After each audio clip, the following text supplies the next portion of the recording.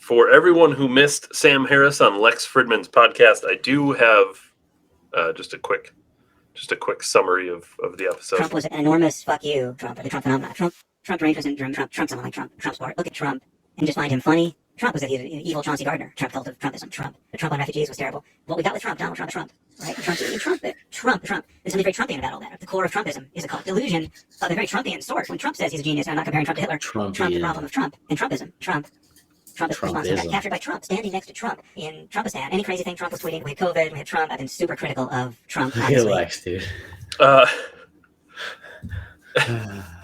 That's not the real clip I wanted to play, but just so you have an idea where this guy stands. And he's telling everyone else they suffer from Trump derangement syndrome. Get lost. It's a very real thing. I genuinely believe it's a real thing now. But more importantly, I know this made Ryan angry, so I'm sure most of it made Ryan angry, but he also talked about AI. And I don't know, this guy, for being as intelligent as he claims to be, he misses the mark frequently. It's a problem with smart people, David. They think they're better than us. AI and deep fakes, and that where it's going to be hard for most people most of the time to even figure out that whether they're in the presence of something real. Forget about being divorced from context. There was no context. That's a misinformation apocalypse that we're right on the cusp of, and it's terrifying. People function on the basis of what they assume is true. You tell them that there's a comet hurtling toward Earth, and they should get outside and look up. Right? They're going to do it, and if it turns out it's misinformation, it's going to matter, because it comes down to, like, what medicines do you give your children? I picked those items specifically because those were the ones that made me the most angry, but I don't know if you had anything else to add to what he said. One thing I noticed, and I haven't listened to a lot of Sam Harris, but one thing I noticed, Sam Harris has a tremendous ability to speak for a very long period of time and then never make a point. It's very impressive. I could never do it. I'm the opposite. I have to be very short and to the point, where he will draw it out hours and hours and hours, and he never gets to the point. Maybe he doesn't have a point, David. Maybe he doesn't. I don't know. This is a problem with smart people. This isn't like a knock to him. We need smart people, obviously. Smart people are important, obviously. Scientists are needed, obviously. But you're not the average civilian. Not that this is all about democracy, but it's we the people. And when you base your whole society on we the people, you understand that, like, at some point it doesn't matter if there's AI, Sam Harris. I don't lose they're unalienable rights given to me by the creator of the universe. Even if that is the universe, they're unalienable. You don't just get to alter them because of technology, because you feel a way, or because of Trumpism, which is not even a thing. This isn't Mr. Scientist about words and things and trust the science. Let's trust fucking Englishologists here. Trumpism isn't even a thing. It's like a hip-hop term. It's just like a slang term you put to lump people. Once again, this guy knows these people know exactly what the fuck they're doing when they speak like this. He knows that he's just purposely segregating people when he says stuff like that. But then he's going to say we're the problem because we're getting bad misinformation. Well, I love that he said that, and he chose things like medicine. Honestly, some of the examples he chose didn't even make all that much sense, because he chose something like medicine, like, oh no, now you have to go to a doctor for professional advice, like we've always had to do. Or he chose, there's a comet coming. Now these people went outside and looked up. Oh, imagine that. Doing your own research, for example. Yeah, not just trusting people that they're telling the truth. I mean, maybe that's a good thing. Isn't that a good thing? That we don't take everyone at their word? Isn't that good for society to maybe think, I'm going to look into this more? I almost see his point with using hyperbole. Like I do it too, reference these insane things and that's stuck in your head, like I'm so hungry I could eat a horse kind of thing. And like, oh yeah, there's a comet coming up. Because basically what he's saying is, like, people believe in flat earth, right? Like that's That's like the extreme idea. We know that it's variably false and all this stuff, but no one gets to pick what people talk about. What don't the smart people get? The only reason this guy can practice science is the freedom of speech.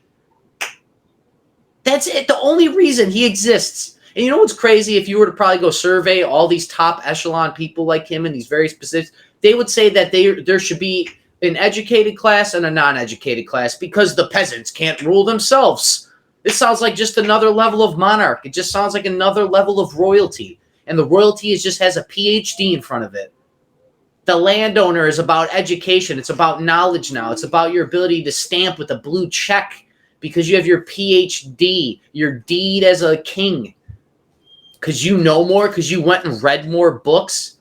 These people are so insulated from the real world. Now, granted, I'm just an average worker. I get it. I'm a brokey. I get it. What do I know about the world? I get it. I barely passed high school science. I get it. But you don't go and talk to the salt of the earth people. You don't go and talk to the average guy that lost his job and his ex-wife and all. You're in this top prestigious thing in your ivory marble towers, and you look down on all of us. And the way you look down on all of us is saying that I am not smart enough to handle and do my own research. Now, granted, that could be true. I could not have enough time to research all the topics. That's 100% accurate because even Sam Harris knows that he doesn't have enough time in the day to look up all the shit, which is why he's promoting this artificial intelligence filter that is supposed to just get me all the correct information. When David, we came on here a few weeks ago, you brought it up. It's just a program.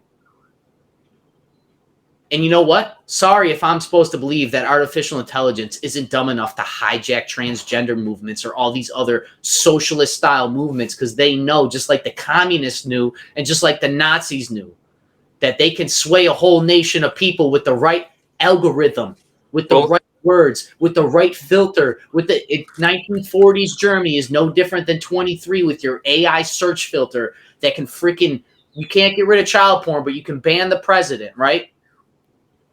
Here's go to this guy to believe is he going to be the guy we appoint on the AI cyber intelligence and pro-human board? This guy will probably tell me we got to stop all eating meat. I got to stop driving my car. Well, how am I going to afford my job? The government will give you money. So what? Then you just breed indentured servants it sounds like royalty, David. This guy royalty. He wants a class system, and I will not go silently into the night while you just gut all of our unalienable rights. I don't need science to tell me that we have the freedom of speech as people. Everybody should be able to say every idea, even if it's a bad one. Because if we don't have the bad ones, how do we know if they're good in contrast? I have very similar issues with the same thing with trusting the AI like I do with trusting the science, right? It's not that I doubt the science could be correct or could be wrong or whatever the case may be. It's that the question always comes down to who's controlling it, who's programming it, who's funding it. So I don't doubt AI and the technology. I don't doubt their ability to do this weird truth censorship bullshit. You could absolutely do it and it could work 100%. But who's programming the truth, right? That's the thing that it comes down to. I trust scientists when they say the Earth is warming and all these things, but you still got to look. What's the end game here? Who's funding it? Why are they telling us this? Well, how long have we heard big pharma and big oil, but there's not big battery? There isn't big fake meat. Like, come on, all this shit about meat being bad. You don't think there's a lobby program out there of people with billions of dollars invested in the newest fake meat product, and then they lobby people, and then they open marketing campaigns and advertisement campaigns, and they can spread it on social media because it's going to get more clicks because veganism's great for you. Here's the alternative to red meat. You've already paved the narratives to allow the algorithm to take it over. But then I'm supposed to believe that there's you're trying to kill the earth. No, I just don't believe you. I'm just questioning known liars. And there's nothing wrong with that. I wish I was wrong, but I damn well know there's a big fake meat lobby out there, just like there's a big oil and a big pharma. and big guns, right? The military-industrial complex. There's no fake meat industrial complex out there. Bill Gates owns millions of square acres of America. He's the who's number never one been a farmer in farmer. the world. He got drilled earlier this week. I don't know if this is a fake Sam Harris, but some journalist was asking him, how do you, he's like, well, I've talked to scientists. And she's like, with all due respect, that doesn't make you an expert. That doesn't allow you to create. Even if he was a scientist, it doesn't give him the right to tell 99% of other people what to do because 1% of you is right. We all have unalienable rights, Sam Harris.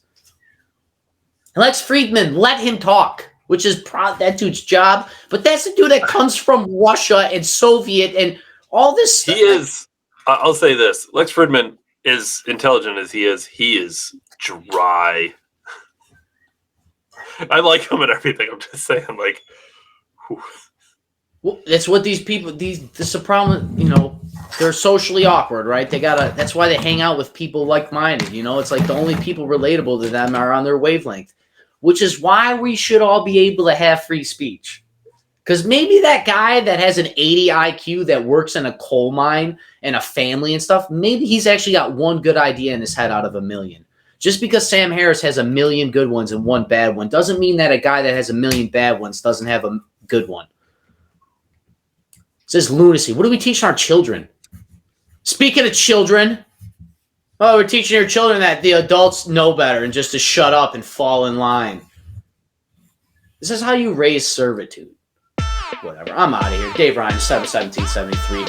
Thank you guys, as always, for making it to the end. You can catch us Monday through Friday, 7 p.m. Eastern, YouTube, Rumble, and Facebook. Dave and I will be there. As always, David, thank you for your time. I'll see you guys later. Thanks, everyone. Thanks, Brian. Walk Sam Harris. Him and Ben Shapiro, they're on the list, dude.